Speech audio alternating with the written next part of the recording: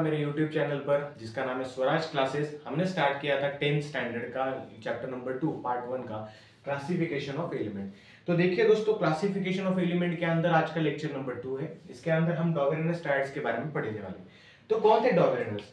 डॉर्विनियस जो थे वो एक जर्मन साइंटिस्ट थे।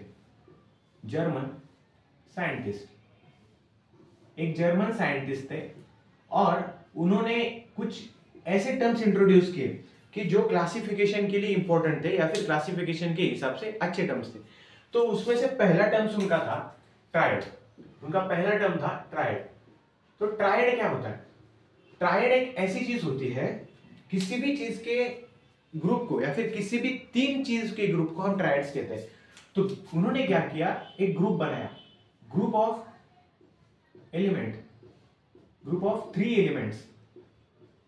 प्रत्येक ग्रुप के अंदर उन्होंने कितने एलिमेंट्स रखे? 3 एलिमेंट्स रखे, ग्रुप ऑफ 3 एलिमेंट्स, और उनको उन्होंने कंबाइनली रख दिया। अब कौन से फॉर्म में अगर उन्होंने किसी ग्रुप के अंदर कोई एलिमेंट्स रखे हैं तो किस सीक्वेंस में रखे? तो उन्होंने उन सीक्वेंस में रखे इन देयर इंक्रीजिंग, एक second, in their increasing atomic mass, in their increasing atomic mass number। तो उन्होंने क्या किया, ट्रायड बनाया। ट्रायड का मतलब होता है ग्रुप ऑफ 3 एलिमेंट्स। अगर किसी भी 3 एलिमेंट्स को मैं एक डब्बे के अंदर बंद करता हूं या फिर एक बॉक्स के अंदर बंद करता हूं तो उसे हम ट्रायड नाम देते हैं। तो उन्होंने क्या किया, ट्रायड बनाया ग्रुप ऑफ 3 एलिमेंट्स का, और उन्हें अरेंज किया उनके इंक्रीजिंग एटॉमिक मास नंबर के हिसाब से। अब मास, एटॉमिक मास नंबर क्या होता है? तो अगर मास नंबर को अगर आपको पढ़ना है तो मास नंबर एक ऐसी चीज होती है। तो मास नंबर को पढ़ने से पहले मैं आपको सिंपल एक कंसेप्ट समझा देता हूं। देखिए, हमने पिछले लेक्चर में देखा कि what is mean by particle. तो particle is the smallest part of the object and the smallest part of the particle is known as atom. तो एटम कुछ यू रिप्रेजेंट करूं सर्कल के हिसाब से, तो ये हो गया आपका एटम, जो कि सबसे स्मॉलेस्ट पार्ट होता है। इसके अंदर क्या होता है, 21 तरह के सब एटॉमिक पार्टिकल्स होते हैं। सब एटॉमिक पार्टिकल्स कितनी तरह के होते हैं? 21 तरह के सब एटॉमिक पार्टिकल होते हैं। इसके अंदर आपको बेसिकली डील करना पड़ता है 3 सब एटॉमिक पार्टिकल से, जिसमें से पहला सब एटॉमिक पार्टिकल होता है इलेक्ट्रॉन। इतना ध्यान में रखिए, इलेक्ट्रॉन होता है, उसका इंडिकेटिव चार्ज होता है। दूसरा सब एटॉमिक पार्टिकल होता है प्रोटॉन। प्रोटॉन के ऊपर जो चार्ज होता है वो पॉजिटिवली चार्ज होता है। और तीसरा सब एटॉमिक पार्टिकल है, उसे कहते हैं न्यूट्रॉन। उसे कहते हैं न्यूट्रॉन, जिस पर न्यूट्रल चार्ज होता है। तो मेरे पास 21 तरह के सब एटॉमिक पार्टिकल है, उसमें से 3 सबसे ज्यादा इंपॉर्टेंट है, जो कि इलेक्ट्रॉन, प्रोटॉन और न्यूट्रॉन। जब एटॉमिक मास की बात आए तो एटॉमिक मास कुछ नहीं होता है। एटॉमिक मास के कंसेप्ट होती है the mass of proton, the mass of proton and the mass of neutron, the mass of neutron combinedly said that, या फिर हम कह सकते हैं the addition of the mass, you इस तरह से लिख देते हैं the addition, इसके अंदर the addition of mass of proton and the mass of neutron said that atomic mass. तो किसी भी एटम का मास कब डिफाइन होता है? जब उसके प्रोटॉन का मास किया जाए और उसमें उनके न्यूट्रॉन का मास ऐड किया जाए, तब हम कह सकते हैं कि उसे कहते हैं एटॉमिक मास या फिर एटॉमिक मास नंबर। और इसे रिप्रेजेंट किया जाता है Z से। किससे? Z से। तो देखिए दोस्तों, यहां तक की चीजें आपको समझ में आ चुकी होगी। डॉर्विनियस ने एक ट्रायड बनाया। ट्रायड के अंदर उन्होंने 3 एलिमेंट्स रखे। एक कॉलम के अंदर जब उन्होंने 3 एलिमेंट्स रखे तो उन्हें कुछ इस तरह से अरेंज किया कि उनका जो मास नंबर है वो इंक्रीजिंग ऑर्डर में आ जाए। तो उसके बाद उन्होंने क्या किया, मास नंबर की कंसेप्ट क्या है ये मैं आपको बता रहा हूं। मास नंबर की कंसेप्ट है the addition of the mass of proton and the addition of mass of neutron combinedly said at atomic mass. तब उन्होंने एक स्टेटमेंट दी। डॉर्विनियस ने क्या किया, इसके बेसिस पर एक स्टेटमेंट दी। और वो स्टेटमेंट थी, उनकी स्टेटमेंट क्या थी? उनकी स्टेटमेंट थी the properties of element, the properties of elements, यानी कि एलिमेंट्स की जो प्रॉपर्टीज होती है आर रिलेटेड, वो रिलेट करती है या फिर उनका अस्तित्व होता है, are related to their atomic mass, यानी कि जो एलिमेंट का एटॉमिक मास होता है उस पर ही उन प्रॉपर्टीज का अस्तित्व होता है या फिर वो डिपेंडेंट होती है। जो प्रॉपर्टीज होती है एलिमेंट्स की वो उनके एटॉमिक मास पर रिलेटेड होती है। ये उनकी सबसे बड़ी स्टेटमेंट थी। बट जब उन्होंने जो डॉबेरिन उनका ट्राइड बनाया जिसका नाम था डॉबेरिनस ट्राइड, उसके अंदर जो एलिमेंट्स अरेंज किए वो कुछ इस तरह से शो नहीं कर रहे थे या फिर उनकी प्रॉपर्टीज उनके स्टेटमेंट को वेरी नहीं कर रहे थे। इस वजह से उनकी जो एक्सप्लेनेशन थी या फिर उनकी जो थ्योरी थी वो डिस्क्वालीफाई करनी पड़ी या फिर निकालनी पड़ी क्लासिफिकेशन ऑफ एलिमेंट्स के अंदर।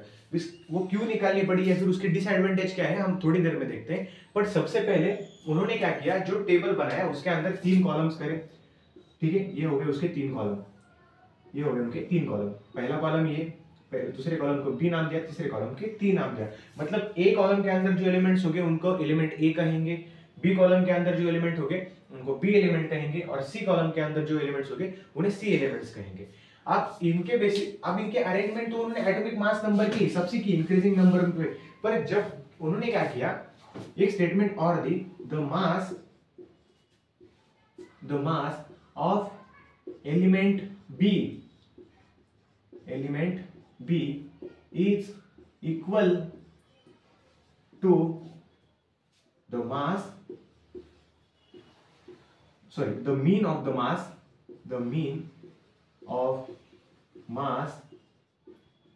of element A और element B। उन्होंने क्या बताया, जो कॉलम ए के अंदर मौजूद है, जो एलिमेंट्स कॉलम ए के अंदर मौजूद है और जो एलिमेंट्स कॉलम सी के अंदर मौजूद है, उन्होंने ए के अंदर मौजूद होने वाले एलिमेंट्स को क्या नाम दिया, एलिमेंट ए, और सी के अंदर मौजूद होने वाले एलिमेंट्स को क्या नाम दिया, एलिमेंट सी। तो उनका अगर मैं मीन निकालूं उनके मासेस का, तो जो आंसर आएगा वो इक्वल होगा एलिमेंट बी के मास के हिसाब से, उन्होंने ये बताया। तब इस पर कुछ एग्जाम्पल्स भी आते हैं तो हम देखते हैं। तो उसके एग्जाम्पल हम देख रहे हैं। तो देखिए उन्होंने क्या कहा कि ए का जो मास होगा, एलिमेंट ए का मास और एलिमेंट सी का मास, उनका अगर मीन करें तो उसका जो मास आएगा वो इक्वल आएगा बी एलिमेंट के मास के हिसाब से। तो एलिमेंट ए का एटॉमिक मास, एलिमेंट सी का एटॉमिक मास, उसका मीन बराबर किसके आएगा, बी से। तो पहले ग्रुप के लिए हम अप्लाई करके देखते हैं। तो पहले ग्रुप का एलिमेंट कौन सा है, लिथियम, उसका एटॉमिक मास कितना है 6.9 प्लस 39.1 डिवाइडेड बाय 2, और इसका एलिमेंट किसके हिसाब से आएगा, बी के हिसाब से। I am sorry for the background sound दोस्तों, but I am so sorry. तो इसका मास कितना आएगा 0, 10 और 16, इसका 4, 46 is equal to B element का मास, और इसको डिवाइड करें 2 से तो बी एलिमेंट का मास अप्रोक्सीमेटली कितना आता है, बी इज इक्वल टू 23.0। मतलब ये डॉबेरिनर ट्रायड्स है। यहाँ तक एक चीज समझ में आ गई। तो ऐसे उन्होंने क्या किया, ऐसे ही अरेंजमेंट ट्रायड्स की। इसका भी मास अप्रोक्सीमेटली आता है। आप कैसे आता है देखिए, फिर से हम दूसरे कॉलम के ऊपर जाएंगे। दूसरे कॉलम के अंदर क्या है, 40 एलिमेंट 1 एक का मास है, उसके बाद 137.3 डिवाइडेड बाय 2 कितना आएगा 4 पॉइंट, उसके 7 के लिए 177.4 डिवाइडेड बाय 2 88.7। तो इसका मास भी कैसे हो गया, बराबर हो गया। उसके बाद हम थर्ड कॉलम को भी देखते हैं। थर्ड कॉलम के अंदर एलिमेंट ए कौन सा है, क्लोरीन, उसका एटॉमिक मास कितना है 35.5। उसके बाद आयोडीन का कितना है 126.9 डिवाइडेड बाय 2, इतना यहाँ क्या हो गया 4, यहाँ पर एक कैरी करना पड़ेगा, 6 and 6 12, कैरी 1, 3 and 3 6, एंड यहाँ पर 162.4 डिवाइडेड बाय 2 81.2, या फिर अप्रोक्सीमेटली ये कितना आता है, सॉरी 80.2 समथिंग लाइक दैट, ऐसे वहां से लगता है मुझे इसका 81.2 नहीं बराबर है। तो यहाँ पर क्या हुआ कि इसका जो मास था ब्रोमीन का उस वक्त तक 79 ही कैलकुलेट हो रहा था। इस वजह से उन्होंने क्या किया, ब्रोमीन को एलिमेंट बी के अंदर रख दिया। तो आपको समझ में आया उन्होंने ट्रायड कैसे बनाए, कुछ इस तरीके से ट्रायड बनाए। अब इसके डिसएडवांटेज क्या है, डिसएडवांटेज के ऊपर अगर नजर डालें तो डिसएडवांटेज उसके कुछ इस तरीके से है के डिसएडवांटेज, डिसएडवांटेजेस से पहले मुझे एक पॉइंट आपको समझाना पड़ेगा कि फॉर ग्रुप वन, अगर मैं ग्रुप वन की बात करूं तो ग्रुप वन के अंदर उन्होंने सारे मेटल्स रखे, all are metals, all are metals. उसके बाद इनकी जो वैलेंसी होती है, वैलेंसी इज +1। उसके बाद जो ग्रुप वन के अंदर एलिमेंट्स रखे हैं उनकी वैलेंसी 1 है, उनकी वो सारे मेटल्स है। उसके बाद जो ग्रुप ए के अंदर मेटल्स है वो सारे अल्कलाई प्रॉपर्टी फॉलो करते हैं। तो ठीक है, वो कौन सी प्रॉपर्टी फॉलो करते हैं? Alkali property. अल्कलाई प्रॉपर्टी क्या होता है? जब कोई मेटल को मैं पानी के अंदर डालता हूं, दे फॉर्म बेस। क्या बनाते हैं? बेस बनाते हैं in water, they form base in water, उसे कहते हैं अल्कलाई मेटल्स। ठीक है, तो ग्रुप ए के अंदर उन्होंने क्या किया, सारे मेटल्स को डाला, उनकी वैलेंसी +1 थी और वो अल्कली थे। ग्रुप 2 के अंदर या फिर ग्रुप बी के अंदर उन्होंने क्या किया, आई am sorry for the background sound. तो ग्रुप बी था, ग्रुप बी के अंदर उन्होंने क्या किया, ऑल मेटल्स डाले, ऑल मेटल्स। बट यहां पर मेटल्स थे, पर कौन से मेटल थे? तो ग्रुप बी के अंदर उन्होंने क्या किया, सारे मेटल्स डाले। ग्रुप बी के अंदर भी क्या थे, सारे मेटल्स थे। उसके बाद उनकी वैलेंसी कितनी थी? वैलेंसी थी +2 थी। उसके बाद जो अल्कलाई थे वो कौन से थे? Alkali earth metal. कौन से metal? Alkali earth metals. Alkali earth metals का मतलब होता है जो मेटल्स हम अर्थ की क्रस्ट से निकालते हैं उसे बोलते हैं अल्कलाई अर्थ मेटल्स। तो उनकी प्रॉपर्टी तो अल्कलाई होती है कि पानी के अंदर जाने के बाद वो बेस फॉर्म करते हैं, बट वो हम जब कंज्यूम करते हैं फिर उसे निकालते हैं from the crust of the earth, और फिर जमीन के अंदर से निकालते हैं। तो उसके बाद ग्रुप आता है ग्रुप सी। कौन सा सी? Group C. ग्रुप सी के अंदर उन्होंने क्या, नॉन मेटल्स डाले। क्या किया? नॉन मेटल्स डाले। उनकी सबकी वैलेंसी कितनी थी? वैलेंसी थी -1। और वो सारे अल्कलाई प्रॉपर्टी नहीं, ना फिर अल्कलाई अर्थ प्रॉपर्टी शो करते थे, वो शो करते थे हैलोजन या फिर साल्ट प्रोड्यूसर थे। अब हैलोजन का मतलब वहां उस वक्त क्या था? वो थे हैलोजन्स। हैलोजन्स का मतलब था, हैलो मतलब सॉल्ट और जन्स मतलब प्रोड्यूसर्स, यानी कि सॉल्ट प्रोड्यूसर्स जो थे उनको उन्होंने कॉलम सी में या फिर ग्रुप सी में डाला। तो ये हो गया उनका बेसिकली समरी। उन्होंने क्या किया, ग्रुप ए के अंदर सारे मेटल्स डाले जिनकी वैलेंसी +1 थी। उसके बाद वो थे अल्कलाई। अल्कलाई मतलब क्या कि पानी में जाने के बाद वो बेस फॉर्म करते हैं। उसके बाद ग्रुप बी के अंदर उन्होंने ऐसे मेटल्स डाले जो अल्कलाइन अर्थ मेटल थे जिनकी वैलेंसी +2 थी। उसके बाद ग्रुप सी के अंदर उन्होंने सारे नॉन मेटल्स डाले, उनकी वैलेंसी -1 थी और हैलोजन्स थे। हैलोजन्स का उस वक्त मतलब था, हैलो मतलब सॉल्ट और जन्स मतलब प्रोड्यूसर, यानी कि सॉल्ट प्रोड्यूस करने वाले जो एलिमेंट्स थे उन्होंने ग्रुप सी के अंदर डाल दिए, जैसे कि NaCl वगैरह वगैरह। तो ठीक है, तो ये हो गए उनके बेसिक क्राइटेरिया। अब उनके डिसएडवांटेज क्या थे दोस्तों? कि डिसएडवांटेज में सबसे बड़ा डिसएडवांटेज था उन्होंने सिर्फ they form only 3 triads. They form only 3 triads. कितने ट्रायड्स बनाए उन्होंने? ओनली 3 ट्रायड्स बनाए। अब 3 ट्रायड्स बनाए तो उसका डिसएडवांटेज क्या होगा सर? 3 ट्रायड्स बनाए तो पर आई कंफर्म दैट, या फिर मुझे खात्री है या फिर मुझे पक्का भरोसा है उस वक्त सिर्फ 9 एलिमेंट्स तो डिस्कवर नहीं हुए होंगे, लगभग 20 to 30 एलिमेंट डिस्कवर थे।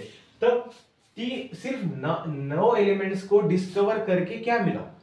मेरा सवाल ये है, अगर उस वक्त तक 30 एलिमेंट डिस्कवर है या फिर 40 एलिमेंट डिस्कवर है तो 9 एलिमेंट डिस्क्राइब करके क्या हो सकता है? कुछ भी नहीं हो सकता। बाकी के जो रिमेनिंग एलिमेंट्स है उनकी स्टडी तो हार्ड जाएगी ना हमें, तो इस वजह से वो इनका सबसे बड़ा डिसएडवांटेज था। उसके बाद अदर जो एलिमेंट्स फॉर्म हुए, other form elements, there are no place in the triads, no place for other elements. जो नए से डिस्कवर होने वाले एलिमेंट्स हैं उनके लिए नई जगह नहीं थी। अब अगर मैं कल जाकर कुछ अलग एलिमेंट डिस्कवर करता हूँ या फिर कार्बन डिस्कवर होगा, उसके बाद ऑक्सीजन होगा, तो इन एलिमेंट्स को मैं कहाँ रख सकता हूँ? इन एलिमेंट्स के लिए तो जगह ही नहीं, तो आगे डिस्कवर होने वाले एलिमेंट्स की क्लासिफिकेशन करना मुझे बहुत हार्ड जाएगा। उसके बाद अगर मैं कुछ बात करूँ तो इन्होंने कॉलम कितने बनाए? 1 2 3, तो इनके 3 ट्रायड थे।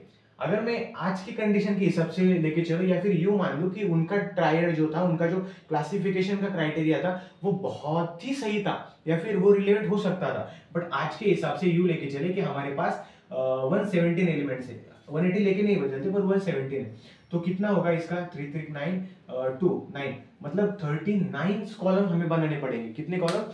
39 कॉलम्स हमें बनाने पड़ेंगे। क्यों बनाने पड़ेंगे? क्योंकि वो तो ट्रायड के हिसाब से चलते हैं ना, और 39 ट्रायड्स का अलग क्राइटेरिया, अलग प्रॉपर्टी स्टडी करना ये बहुत ही डिफिकल्ट हो सकता था। इस वजह से ये सारे उनके डॉबेरिनस जी के ट्रायड्स के डिसएडवांटेज थे, और इस वजह से उसे डिस्क्वालीफाई करना पड़ा या फिर क्लासिफिकेशन के हिसाब से निकालना पड़ा।